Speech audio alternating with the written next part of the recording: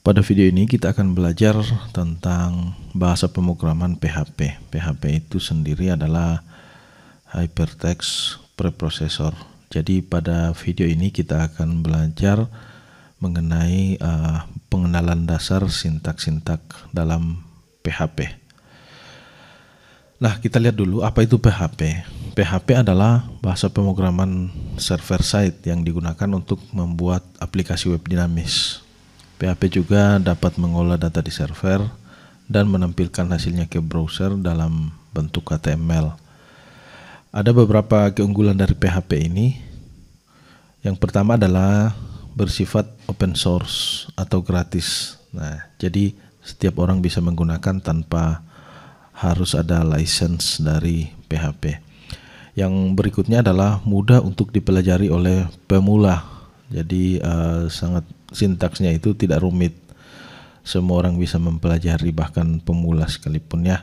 Kemudian kompatibel dengan berbagai database seperti MySQL, PostgreSQL dan lain-lain. Dan berikutnya adalah memiliki banyak framework seperti Laravel, CodeIgniter, dan Symfony dan lain-lain. Nah, jadi PHP ini sejauh ini sangat powerful dalam pembuatan website. Nah, dalam menggunakan PHP kita bisa menginstal Exam, bisa juga menggunakan Laragon, bisa juga menggunakan WAM. Nah, jadi kalau kita ingin menggunakan SAM, maka kita masuk saja ke SAM seperti ini. Website SAM itu ada di sini. Exam PP. Nah, jadi kita bisa mendownload langsung dari halaman web official. Nah, kalau Laragon bisa juga langsung masuk di web officialnya. Laragon. Namun untuk tidak semua fungsi-fungsi di Laragon itu bersifat free atau gratis ya, ada juga yang berbayar. Nah, sementara kalau kita ingin menggunakan WAM, kita bisa download dari webnya. Lalu kita sesuaikan, misalkan Exam ini, Exam PP, kita menggunakan sistem operasi Windows, maka kita menginstal yang ada di sini. Kalau misalkan kita menggunakan Linux, maka kita sesuaikan di sini. Sama kalau menggunakan Mac OS, maka kita menyesuaikan file yang akan kita download dan akan kita install di laptop kita masing-masing. Sama dengan Laragon. Nah, dan juga WAM. Jadi kita bisa memilih yang mana saja, namun dalam video tutorial ini saya akan menggunakan Exam PP. Baik, waktunya kita untuk melakukan pembuatan kode dengan PHP. Satu persatu, mulai dari awal kita akan melihat dan belajar bagaimana mengetikkan kode PHP. Dalam memulai membuat kode, yang pertama kita masuk dulu ke dalam aplikasi web server kita, yaitu di sini saya menggunakan Exam. Nah, jadi Exam ini untuk Apache dengan MySQL harus dipastikan jalan dengan baik ya. Nah, ini jalan dengan baik. Saya ulangi, saya stopkan dulu. Oke, kemudian saya jalankan kembali. Nah, pastikan tidak ada teks yang berwarna merah di sini, karena kalau ada teks yang berwarna merah berarti kemungkinan ada error, dan kemungkinan errornya biasa itu adalah penggunaan port yang sama dengan aplikasi yang lain. Oke. Nah, kemudian kita harus membuat project kita di dalam sebuah folder. Kalau kita menggunakan Exam, maka kita harus masuk dalam folder htdocs. Cara untuk masuk dalam folder htdocs, kita cukup mengklik menu Explorer di sebelah kanan ini. Lalu kita pilih htdocs. Nah, di sini akan banyak file di dalamnya. Nah, kalau kita menggunakan Exam, maka semua project harus disimpan dalam folder htdocs. Nah, lalu di dalam htdocs kita membuat sebuah folder lagi. Saya memberi nama belajar PHP. Belajar PHP. Nah, kemudian jangan lupa menginstal Visual Studio Code. Visual Studio Code adalah text editor yang akan kita gunakan dalam belajar bahasa pemrograman PHP. Nah, jadi saya buka Visual Studio Code, kemudian kita arahkan ke folder htdocs yang baru saja kita buat. Di dalam C, exam, htdocs, kemudian belajar PHP, select folder. Oke, jadi ini adalah area kerja kita. Yang pertama saya akan membuat sebuah file. Saya beri nama file index.php.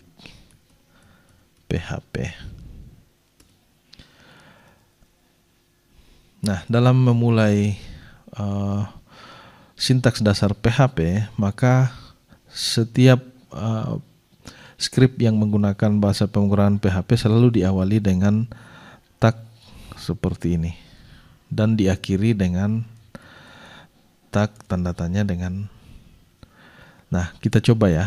Kita coba, karena ini adalah tag dasar, kita coba tampilkan ke layar untuk tulisan Hello World. Dan dalam penulisan bahasa pemrograman PHP selalu diakhiri dengan tanda titik koma. Nah, seperti ini ya. Jadi kita coba dulu jalankan. Saya simpan, file save, kemudian kita jalankan di browser. Cara menjalankan, pastikan SMPP-nya sudah jalan ya untuk Apache. Karena kita belum menggunakan database seperti MySQL-nya juga, tidak perlu dijalankan dulu, tapi boleh juga dijalankan karena berikutnya kita akan menggunakan database MySQL. Nah, cara menjalankannya dengan mengetikkan localhost belajar PHP, enter. Nah, di sini sudah muncul Hello World. Nah, jadi ini diambil dari sini. Oke. Lagi selamat belajar bahasa pemrograman PHP. Simpan, kemudian jalankan lagi, refresh. Nah, oke. Selanjutnya kita akan belajar bagaimana membuat komentar di PHP. Nah, misalkan membuat komentar itu, maka kita harus memberi slash 2 kali seperti ini. Nah, misalkan saya kasih komentar ini, tampilkan ke layar, simpan, maka pada saat kita jalankan, nah, tampilkan ke layar itu tidak akan muncul ke layar karena dia hanya bersifat komentar. Nah, jadi untuk misalkan saya tidak ingin mencetak ini, maka kita cukup kasih garis miring 2 kali seperti ini, simpan, lalu jalankan, maka tidak akan tercetak ke layar. Kenapa? Karena kita memberi tanda garis miring 2 kali. Nah, kalau misalkan tanda lain, kita juga bisa menggunakan crash seperti ini. Nah, jadi tanda garis miring 2 kali dengan tanda sharp begini, ini menandakan bahwa komentar teks itu hanya komentar dan bukan untuk dieksekusi. Nah, ini untuk membuat komentar dalam satu baris. Nah, bagaimana kalau misalkan barisnya 1000 atau 2000? Nah, banyak sekali ya. Maka kita menggunakan tanda slash asterik seperti ini dan diakhiri dengan asterik slash. Oke, saya coba di atas ya. Ini saya hilangkan dulu. Kemudian saya coba di sini slash asterik dan di sini saya tutup asterik slash. Simpan. Saya simpan dulu. lalu saya jalankan kembali. Nah, maka tidak ada yang bisa ditampilkan karena semua hanya bersifat komentar. Oke, saya hapus dan saya kembalikan. Save, refresh. Oke, sekarang sudah kembali. Nah, di sini kalau kita memperhatikan, di sini hanya localhost dan PHP. Nah, jadi kita tidak menuliskan file index.php. Kenapa? Karena secara default apabila kita membuat file yang namanya index seperti ini, file index, maka ini akan pertama kali dibaca oleh web browser. Oke. Nah, saya coba membuat file lain di sini, belajar.php. Nah, isinya saya samakan di sini.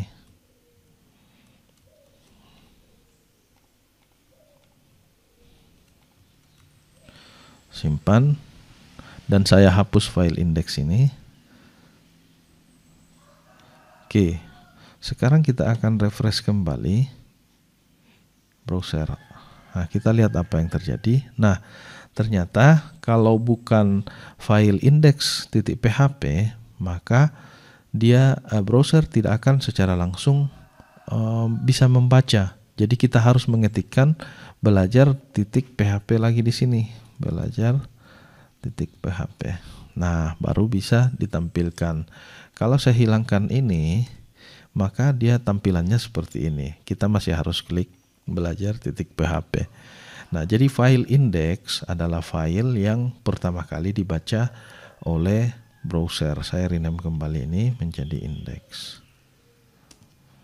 Oke, kita hilangkan dan kita coba jalankan kembali, maka akan ditampilkan seperti ini. Nah, file belajar.php sudah tidak ada, yang ada hanya file index. Nah, selanjutnya kita akan masuk ke dalam variabel. Kita akan belajar apa yang disebut bagaimana cara membuat variabel di dalam bahasa pemrograman PHP. Nah, saya akan lanjutkan di sini.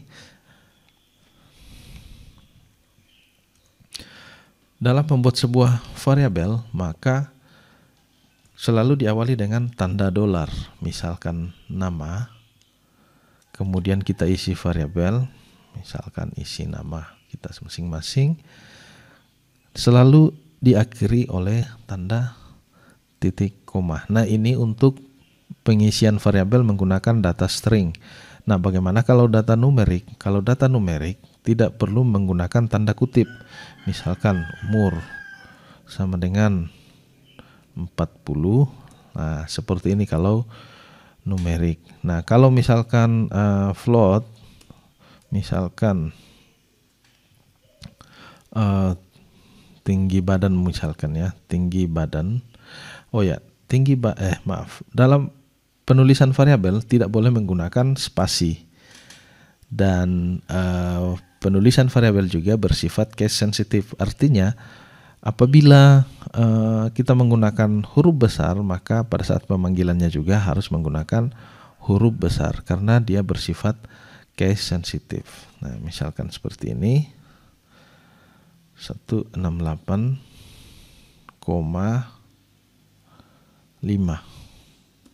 Nah, jadi float itu untuk menyimpan bilangan pecahan. Kemudian misalkan kita membuat lagi variabel yang berisi boolean, kita cukup menuliskan seperti ini, menikah. Misalkan menikah ya, menikah sama dengan, kalau boolean itu hanya bersifat true or false. Tapi sebentar kita akan melihat juga operator dalam PHP. Nah, jadi kalau misalkan ini kita ingin menggunakan boolean, maka kita hanya isi true seperti ini. Nah, sekarang kita akan tampilkan ke layar echo nama titik 2 seperti ini. Kita beri tanda titik dulu, baru memberi nama variabelnya, menuliskan nama variabel seperti ini. Titik dulu, kemudian kita kasih baris. Nah, BR ini adalah HTML yang kita gabungkan ke dalam bahasa pemrograman PHP. Oke, saya copy saja ini untuk menampilkan variabel yang lainnya. Nah, ini adalah menikah, tinggi badan, umur. Oke, simpan dan jalankan. Refresh. Nah, akan muncul seperti ini. Jadi kalau true bernilai 1 dan false bernilai 0. Oke, kita coba false. Nah, jadi nilai 0 itu tidak akan ditampilkan oleh browser karena bernilai false. Selanjutnya kita akan belajar tentang operator yang ada di dalam bahasa pemrograman PHP. Jadi di bahasa pemrograman PHP ada namanya operator aritmetika, operator perbandingan, dan operator logika. Nah, pada umumnya operator itu di bahasa pemrograman semuanya ada ya. Hanya penulisannya yang mungkin berbeda. Nah, kita akan lihat dulu bagaimana operator di dalam bahasa pemrograman PHP. Jadi di sini saya akan membuat operator aritmetika.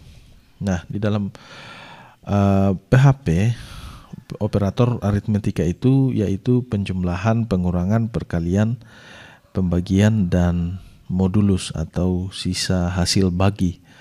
Nah, jadi kalau misalkan kita ingin menggunakan dalam contoh, saya akan berikan contoh di sini. Saya buat dulu sebuah variabel, misalkan angka 1,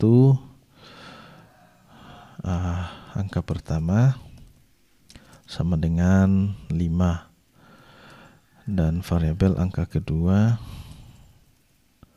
sama dengan 7 misalkan ya. Nah, sekarang kita akan belajar menggunakan operator dimulai dari operator penjumlahan. Saya langsung saja tampilkan echo variabel angka pertama ditambah variabel angka kedua.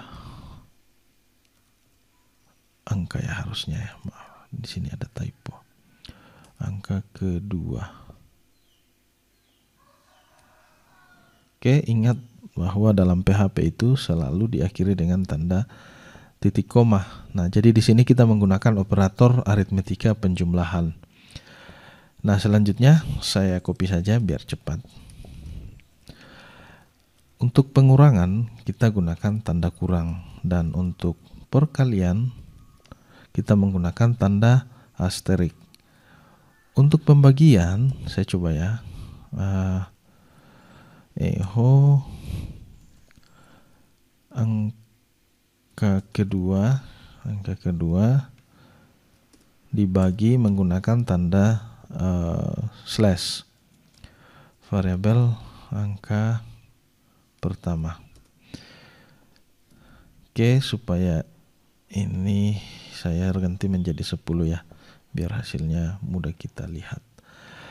Nah, selanjutnya modulus kita menggunakan tanda persen seperti ini. Oke, saya simpan dulu baru kita jalankan. Kita lihat hasilnya.